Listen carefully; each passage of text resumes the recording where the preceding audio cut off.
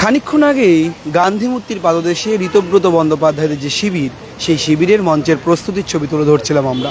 বিপুল দুর্যোগকে উপেক্ষা করে সেখানেও মঞ্চ বাঁধার কাজ চলছে।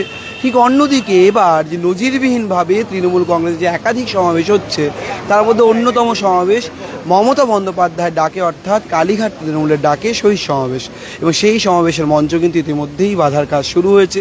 এবং এখানে অন্যতম যে বিশেষত্ব রয়েছে তা হলো প্রত্যেকবার ভিক্টোরিয়া হাউসের সামনে যে খোলা মঞ্চ হয়, অর্থাৎ সামনে শামিয়ানার ব্যবস্থা থাকে না, মমতা বন্দ্যোপাধ্যায়ের কালীঘাট তৃণমূলের ডাকে এই মঞ্চও কিন্তু খোলা জায়গাতেই তৈরি হচ্ছে, অর্থাৎ শামিয়ানার কোনো ব্যবস্থা নেই বলেই এখনও পর্যন্ত খবর পাওয়া যাচ্ছে।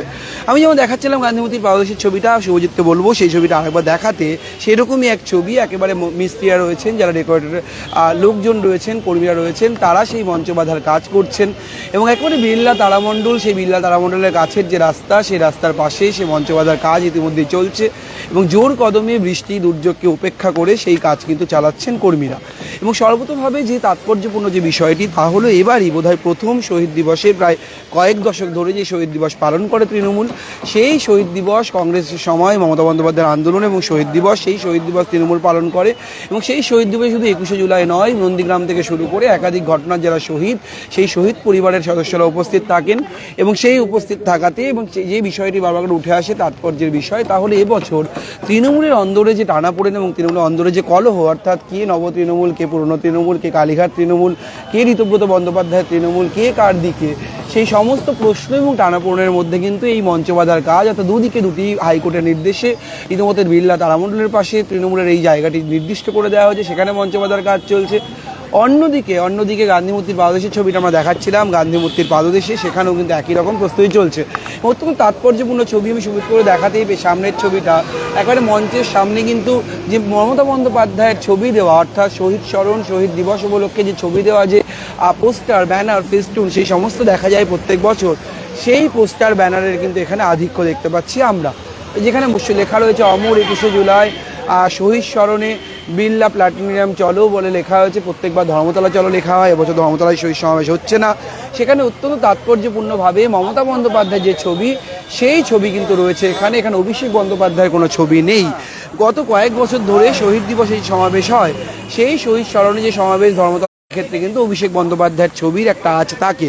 কিন্তু কোথাও গিয়ে এই শহীদ স্মরণ যেহেতু অন্যতম তাৎপর্যপূর্ণ, অন্যতম ইউনিক বলা হচ্ছে, সেই তাৎপর্যপূর্ণ কিন্তু যে শহীদ স্মরণ, সেই শহীদ স্মরণের ক্ষেত্রে কিন্তু কোনোভাবেই সেই ব্যানারে কিন্তু মমতা বন্দ্যোপাধ্যায়, একেবারে যে ছবিটা দেখাচ্ছিলাম, যে ছবিটা স্পষ্ট দেখাচ্ছি বিড়লা তারামণ্ডলের কাছে যে তৃণমূল কংগ্রেসের মঞ্চ, সেখানে কিন্তু মমতা বন্দ্যোপাধ্যায়ের ব্যানার, ফেস্টুন ইতিমধ্যেই কর্মীদের একাংশে এসে তারা স্লোগানিং করছেন।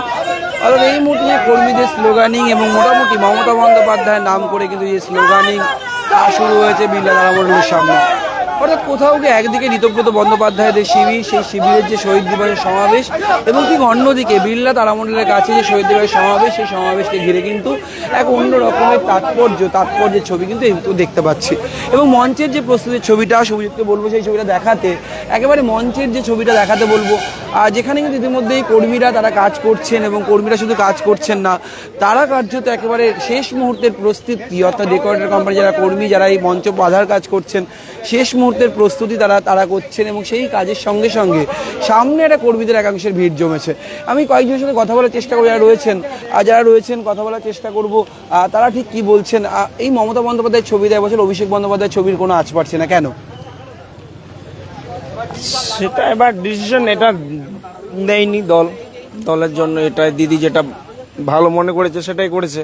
এবার একটা নজিরবিহীন শহীদ সমাবেশ দেখা যাচ্ছে, যে দুটি সমাবেশ শুধু নয়, দিল্লিতে নতুন যারা নব্য সংসদ এনসিপিআর গেছেন তারা একটা সমাবেশ করছেন।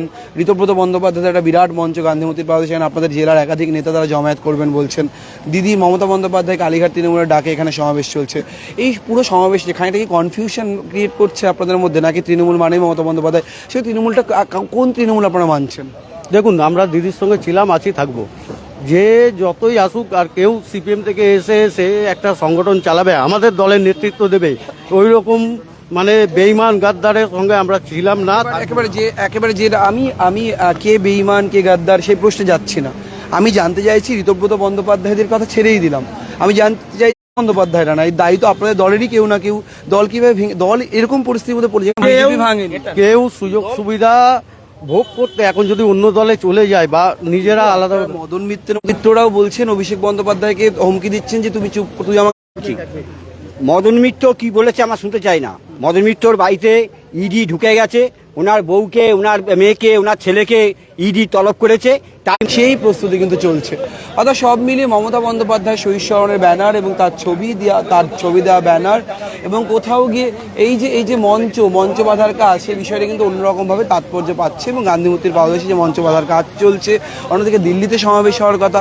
সব মিলিয়ে এবারে শহীদ সমাবেশ যে 4টে সমাবেশ হচ্ছে, অর্থাৎ একদিকে কংগ্রেস, অন্যদিকে ঋতব্রত বন্দ্যোপাধ্যায়দের তৃণমূল কংগ্রেসের ডাকে একটি সমাবেশ, অন্যদিকে মমতা বন্দ্যোপাধ্যায়ের কালীঘাট তৃণমূলের যে সমাবেশ, সেই সমাবেশ চলছে।